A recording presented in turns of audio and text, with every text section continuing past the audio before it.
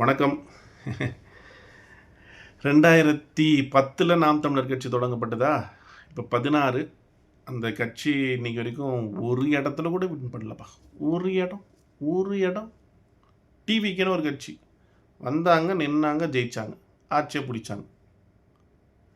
அந்த கட்சி எங்கே இருக்குது, இந்த கட்சி எங்கே இருக்குது? பேசிக்கிட்டே இருந்தால் எப்படி ஜெயிப்பாங்க அப்படின்னு பல பேர் இன்னைக்கு பேசிக்கிட்டு இருக்காங்க. அவங்களுக்கு ஒரு விஷயம் தெரியாது. ஒரு கட்சி திடீர்னு ஆட்சி அமைக்கிறதுல முக்கியம் இல்லை, அந்த கட்சியோட சஸ்டைனபிலிட்டி, தொடர்ந்து இயங்குதல்னு ஒன்று இருக்குது. நிறைய கட்சிகள் பார்த்தீங்கன்னா அதிகாரத்தில் இருந்திருக்கிறாங்க. சுதந்திரா கட்சின்னு ஒரு கட்சி இருந்திருக்கு. அதிகாரம்னா அவங்க ஆட்சி அமைக்கக்கூடிய அதிகாரம் கூட இல்லை, அவனை கட்சியாக ஒரு அதிகாரமிக்க இடமா அவங்க இருந்திருக்காங்க. சுதந்திரா கட்சி இருந்திருக்கு. அப்புறம் பிரஜா சோஷியலிஸ்ட் பார்ட்டின்னு ஒன்று பார்ட்டியை சொல்லியிருக்காங்க.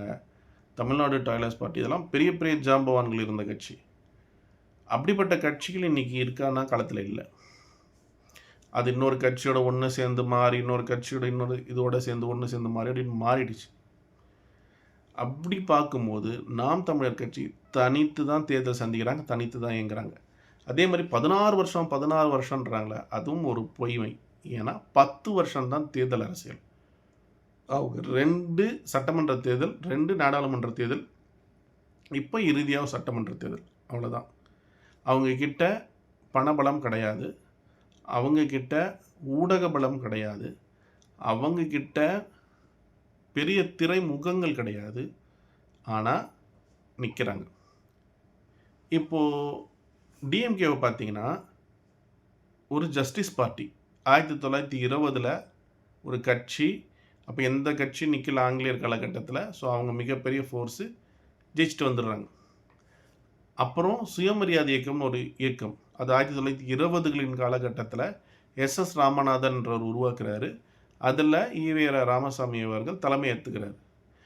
இந்த சுயமரியாதை இயக்கமும் அந்த நீதி கட்சியும் மறுபடியும் காங்கிரஸ் வந்துடுறாங்க. போதும்பா, நாங்கள் இயக்க அரசியல் இருந்தது போதும், நாங்கள் மறுபடியும் தேர்தல் அரசியலுக்கு வரோம்னு சொல்லிட்டு 30களின் காலகட்டத்தில், அதாவது 1930களின் காலகட்டத்தில் தேர்தல் அரசியலுக்குள்ளே வரும்போது நீதி கட்சி என்ன பண்ணுறாங்க, அங்கேருந்து விலகி திராவிடர் இயக்கத்தோட ஒன்று சேர்ந்து, சுயமரியாதை இயக்கத்தோட ஒன்று சேர்ந்து திராவிடர் இயக்கமாக மாற்றிடுறாங்க.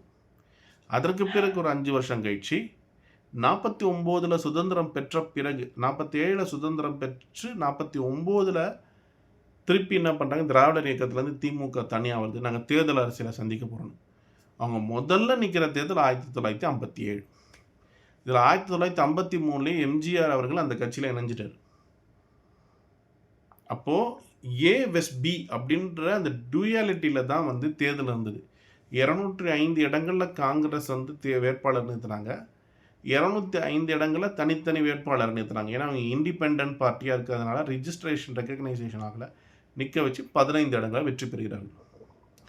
அதற்கு பிறகு என்ன நடக்குதுன்னா, ஒரு பெரிய இந்திய எதிர்ப்பு போராட்டம் நடக்குது. அப்போது காமராஜரில் பக்தவச்சலம், காங்கிரஸ் வலு இழுக்குது. அதற்கப்புறம் ஒரு தேர்தலில் ஒரு மிகப்பெரிய கோஹிலேஷன் ஃபார்ம் ஆகுது. டிஎம்கே ஆட்சிக்கு வராங்க.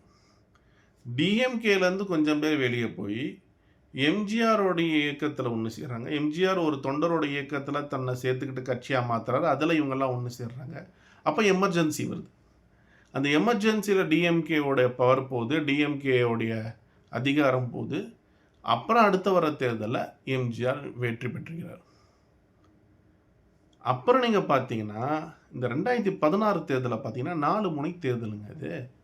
முதல்ல டிஎம்கே, அப்புறம் ஏடிஎம்கே, அதற்கு பிறகு இவங்க மக்கள் நல கூட்டணி, அப்புறம் அப்போ தான் சீமான் என்ட்ரி ஆகிறார் தேர்தல் அரசியலில். அதுக்கப்புறம் பார்த்தீங்கன்னா திருப்பி தினகரன், கமல்ஹாசன், அப்புறம் டிஎம்கே, அப்புறம் ஏடிஎம்கே அலையன்ஸு.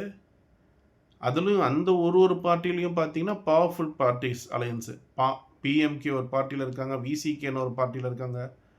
இப்படி பவர்ஃபுல் பார்ட்டிஸ் அவங்க அலையன்ஸில் இருக்காங்க.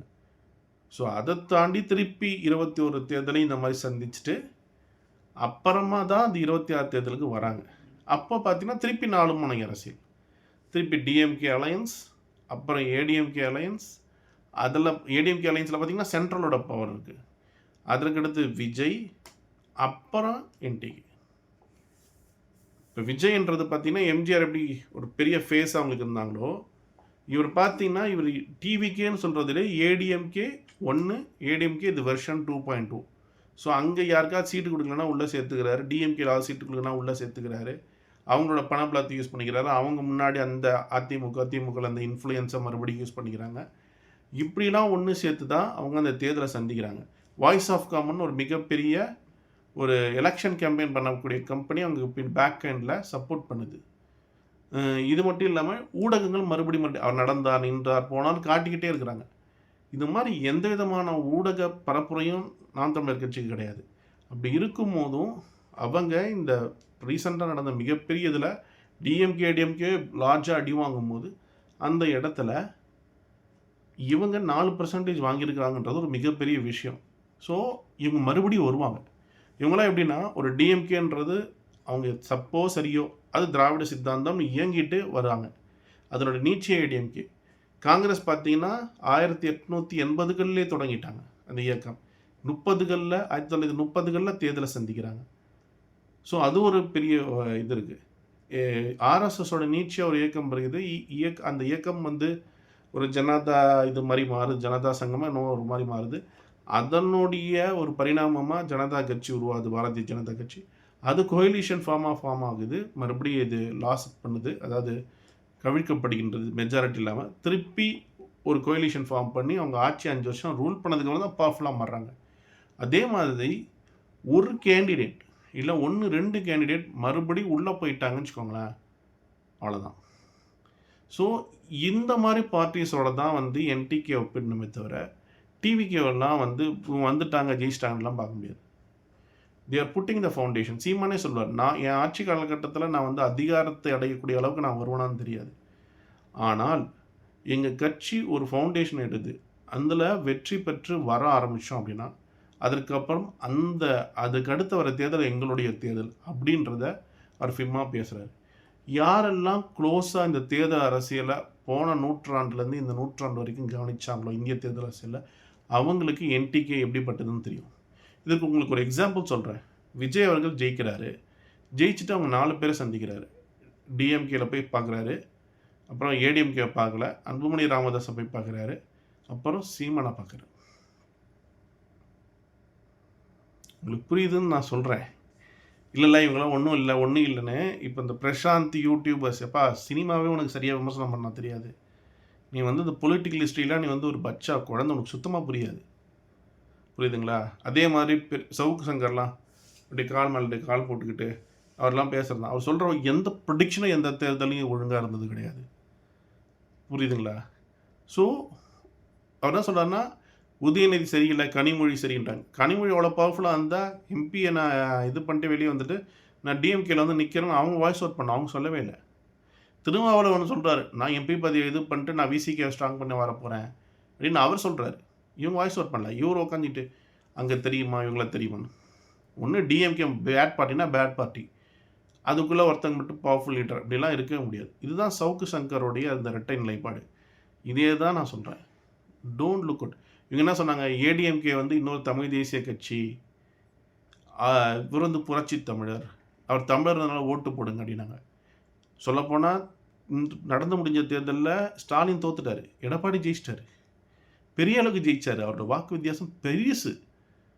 ஆனால் கட்சி கலகலத்து போகுது. இது வேறு மாதிரியான ஒரு விஷயம். இங்கே நீங்கள் வெளியே போகிறவங்கள கவனிச்சிங்கன்னா நாம் தமிழரில் அவங்க திடீர்னு உள்ளே வந்தவங்களா இருப்பாங்க. இந்த வெளியே போகிறவங்கள கவனிச்சிங்கன்னா அடுத்த 4 மாதத்தில் அவங்க திராவிடம்னு பேசுவாங்க, வேறு சித்தாந்தத்தில் போய் உட்காருவாங்க. இங்கே ஆப்போசிட்டாக இன்னொரு இதே மாதிரி ஒரு ஆப்போசிட்டில் ஒரு பார்ட்டி வந்தால் மட்டும்தான் அதுக்கு மாற்று வரும். பட் அந்த மாதிரி யாருமே வரல. ஸோ இவங்க வந்து பாதையை நீங்கள் பார்க்கணுன்னா ஒரு காங்கிரஸ் ஒரு பெரிய நீட்சியாக இருக்குது, பிஜேபி பெரிய நீட்சியாக இருக்குது, டிஎம்கே ஒரு பெரிய நீட்சியாக இருக்குல்ல, அப்படி தான் இவங்களை பார்க்க முடியும். இவங்க மறுபடியும் வெற்றி பெற்று வருவார்கள். ஆனால் அதிகாரன்றதை விட அந்த ஒரு இடம் 2 இடம்னாலே அதுதான் அவங்களுடைய ஒரு மிகப்பெரிய மாற்றத்தை தமிழ்நாட்டுக்கு தரப்போகிற ஒரு விஷயமாக தொடங்கும். அதனால தான் வரப்போகிற இடைத்தேர்தலில் நாம் தமிழர் முக்கியமாக கவனிக்குது. நாம் தமிழர் தொடர்ந்து களமாடும், இதில் எந்த மாற்றமும் இல்லை. அவங்க பார்த்தீங்கன்னாலும் எப்படி அவங்க இருந்தாங்களோ பிஃபோர் எலெக்ஷன்ஸ் ஆஃப்டர் எலெக்ஷன்ஸ் அப்படியே தான் இருக்காங்க. ஒரே ஒரு விஷயம் மாதிரி இருக்குது, எந்த ஊடகத்தை சீமானை நம்பினாரோ அந்த ஊடகத்தை போப்பா, நாங்க எங்களோட விஷயத்த நாங்களே பார்த்துக்கிறோம்னு சொல்லி, கொஞ்சம் ஆட்டத்த வேற மாரி ஆடத் தொடங்கியிருக்காரு.